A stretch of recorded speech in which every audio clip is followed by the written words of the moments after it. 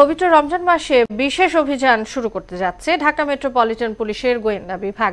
সকালে DMP media সেন্টারে ব্রিফিংয়ে ডিবি প্রধান রেজাউল করিম মল্লিক জানান, ইতোমধ্যেই এলাকা ভিত্তিক সন্ত্রাসের তথ্য মিলেছে। পুরো রমজান জুড়ে তাদের বিরুদ্ধে অল আউট অ্যাকশন চলবে। আরো জানাচ্ছেন মনিরুল ইসলাম। রমজান মাস ঘিরে আইন শৃঙ্খলা পরিস্থিতি স্থিতিশীল রাখার উদ্দেশ্যে নিজেদের কার্যক্রম তুলে ধরতেই সংবাদ সম্মেলন করে ডিএমপির গোয়েন্দা বিভাগ। আপনাদের প্রতি কৃতজ্ঞতা।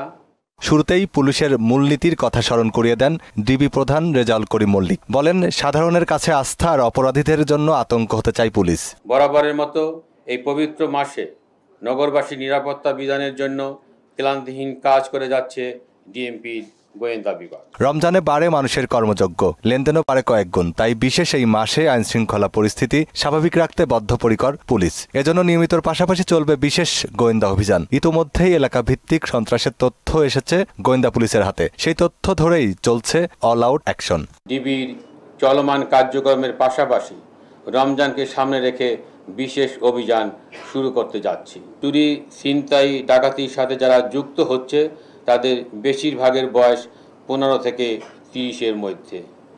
এদের অনেকেই কিশোর গ্যাং। বিভিন্ন এলাকায় চিহ্নিত সন্ত্রাসী বাহিনীর কথা আমরা শুনতে পাচ্ছি। তাদের বিরুদ্ধে আমরা অল আউট অ্যাকশনে যাচ্ছি। ডিবি প্রধান বলেন, আইন শৃঙ্খলা রক্ষায় যৌথ বাহিনীকে গুরুত্বপূর্ণ তথ্য দিয়েও সহায়তা করছে গোয়েন্দা পুলিশ। গুরুত্বপূর্ণ ভূমিকা রাখছে আমাদের অহংকার বাংলাদেশ সেনাবাহিনী। আমরা বিভিন্ন গোয়েন্দা তথ্য দিয়ে তাদের সহায়তা করছি, যা ভবিষ্যতে আরো বৃদ্ধি পাবে। মনিরুল ইসলাম, মোহনা সংবাদ, ঢাকা।